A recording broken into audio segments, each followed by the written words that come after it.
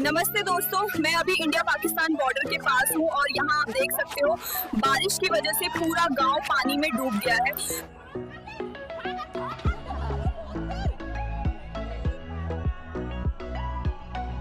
आपको सबसे ज्यादा किस चीज की जरूरत है अभी? सिर्फ सेफ रहना है बेटी, और खाना और दावा मिल जाए तो बस।